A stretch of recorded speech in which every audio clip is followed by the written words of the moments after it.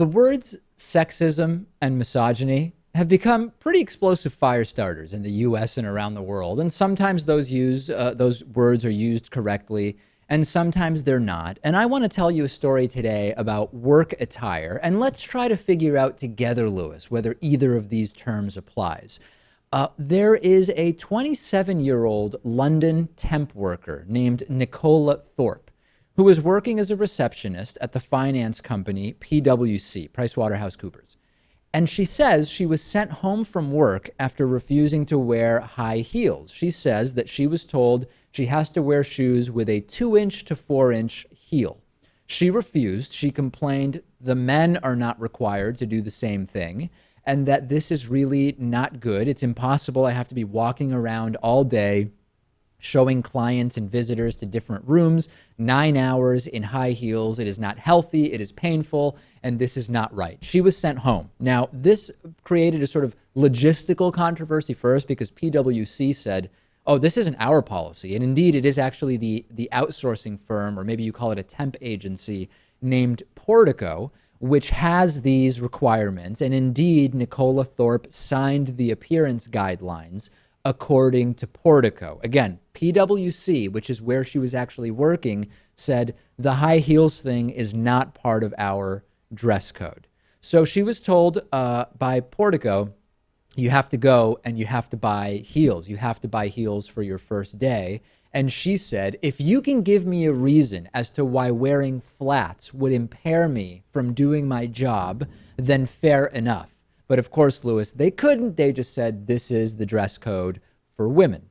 So she since has set up a petition calling for the law in the UK to be changed so that women cannot be forced to wear high heels at work. It has over 10,000 signatures, which means the government will respond. It could just be a 2-line response. So first of all, let's deal with questions of legality, which are slightly different in the US and in the UK. In the UK, as the law stands, employers can dismiss staff who fail to live up to what are called reasonable dress code demands, as long as they've been given enough time to buy the right shoes and clothes. And you can have different dress codes for men and women as long as they are equivalent in terms of how smart or formal the attire is. Now, this is a little complicated, Lewis, because to say, well, heels are the equivalent of X or Y for menswear. Are they equivalent to what? Black or white? You know, like heels are the equivalent of non-sneakers for men, or heels are the equivalent of wingtips for men. I don't know, right? There's some subjectivity in there, but that's how the law is written. That's how it's written. I mean, in reality, there is no equivalent, right?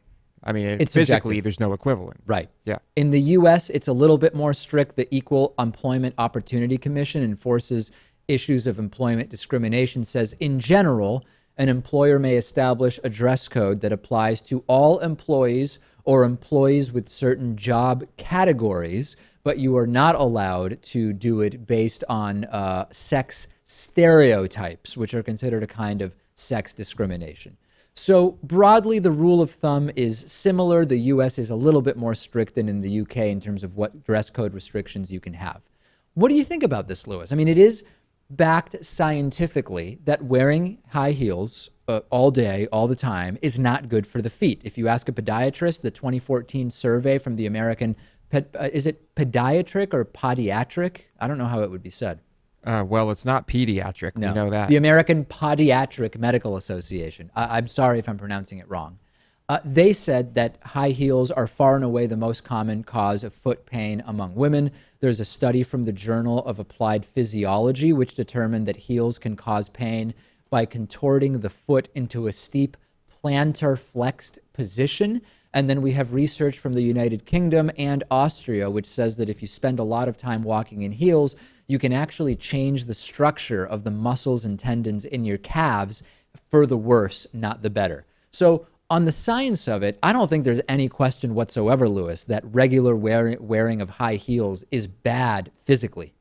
It's bad. And if that's what the science says, then why is it okay for this to be policy at any business? So then the question is, I think the one that was brought up early on here, which is, do the heels actually provide, or are they required for some kind of job-related accomplishment or task. Now, from a physical standpoint, the answer seems to be no. You can show people around the office, whether you're in a 4-inch heel or in a 2-inch heel or in flats, sort of equally.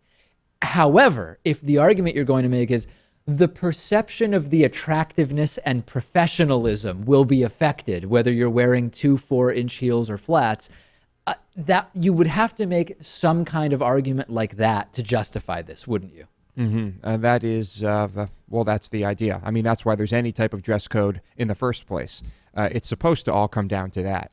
But I don't know. I don't think that it's really going to make a huge difference between heels and flats if that's the only change you make in your dress code. This is a big thing sort of in Las Vegas at all the clubs and the hotels and all over the place. All of the wait staff typically is not only women, but women wearing very high heels. And I always wonder, is that written in somewhere? And is there not an argument to be made that it is not a relevant part of the dress code? And I spoke to an employment lawyer about this. Where it can become more questionable is in the same way that you can't advertise a job as only for a woman, but if you're casting someone in a role, you can say we are hiring a female to play whatever.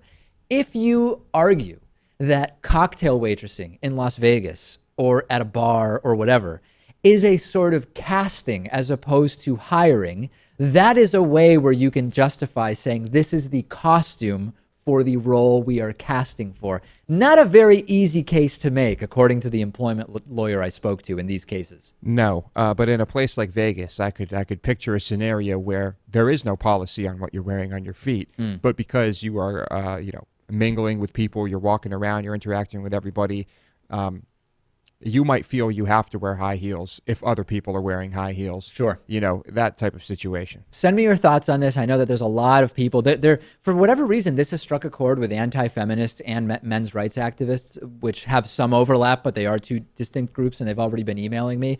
I don't think what I'm saying is remotely controversial. I mean, if the heels are required for some aspect of the job, okay, but otherwise it seems like this is a pretty good case as to why the heels are not should not be so-called required as part of the dress code.